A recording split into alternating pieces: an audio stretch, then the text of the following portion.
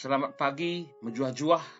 Kita bertemu dalam renungan hari Jumat tanggal 29 Juli 2022. Tragedi terbesar dalam hidup bukanlah kematian, tetapi hidup tanpa tujuan yang jelas.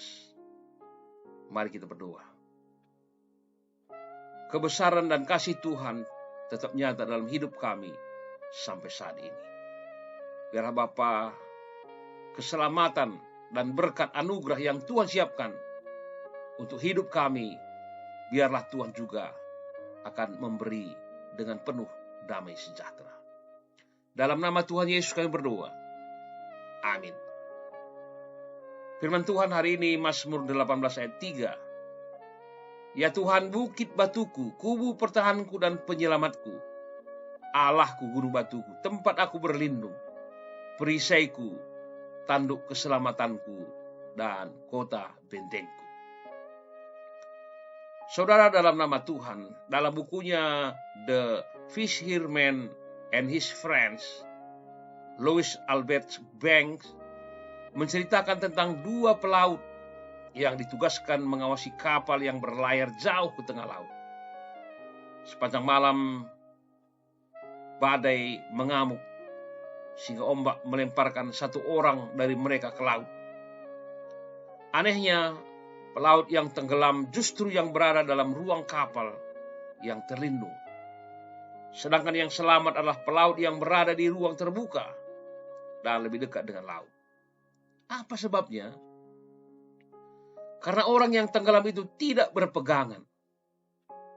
Ketika hidup berjalan dengan baik, mereka merasa tidak perlu memerlukan bantuan. Dan ketika keadaan sudah menjadi sulit, kakinya pun terpleset sampai jatuh.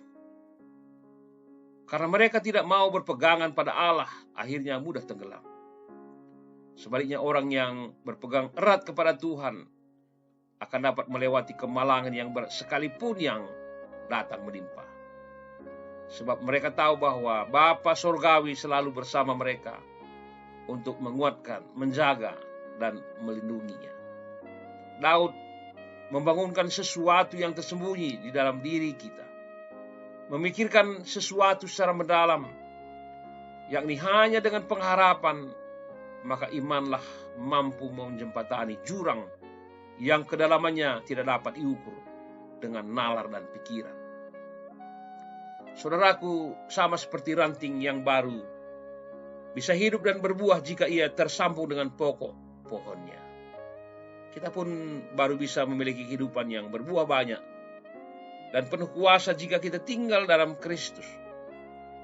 Tanpa aliran hidup dari Tuhan, kerohanian kita lama-kelamaan akan mengering dan mati. Itu sebabnya Yesus mengatakan kita tidak bisa melakukan apa-apa di luar dirinya. Dia bersamanya kita bisa menjadi ranting dan pokok yang merupakan satu kesatuan yang tak terpisahkan. Hal ini berbicara tentang hubungan intim, persekutuan terus-menerus yang terjalin antara kita dengan Allah. Ingatlah bahwa Allah kita adalah sumber kasih karunia. Dia telah memanggil kita, memakai kita sebagai hambanya. Jika Dia memakai kita, maka Dia juga akan memperlengkapi kita menjadi alat kesaksian di tangannya. Dia akan memakai lebih heran lagi, sehingga hidup kita semakin diberkati dan terus-menerus memancarkan kasih cintanya. Kekuasaan yang tak terbatas itu akan menolong, bahkan mengangkat kita menjadi alatnya yang kudus dan mulia. Oleh karena itu, jangan pernah takut, jangan gentar dan khawatir dengan apapun juga. Sebab kuat kuasa tangan kasih Tuhan Yesus yang tak terbatas itu yang menjadi kekuatan, andalan, perisai, gunung batu, dan pelindung dalam kehidupan kita. Dengarlah panggilannya dan lakukanlah perintahnya, maka damai sejahtera Allah senantiasa menyertai kita, menyertai keluarga kita, menyertai perjalanan hidup kita pada hari ini. Amin. Nyanyian rohani kita hari ini adalah Tak Ku Tahu Kan Hari Esok. Menjuah-juah Salam sukacita, Tuhan memberkati.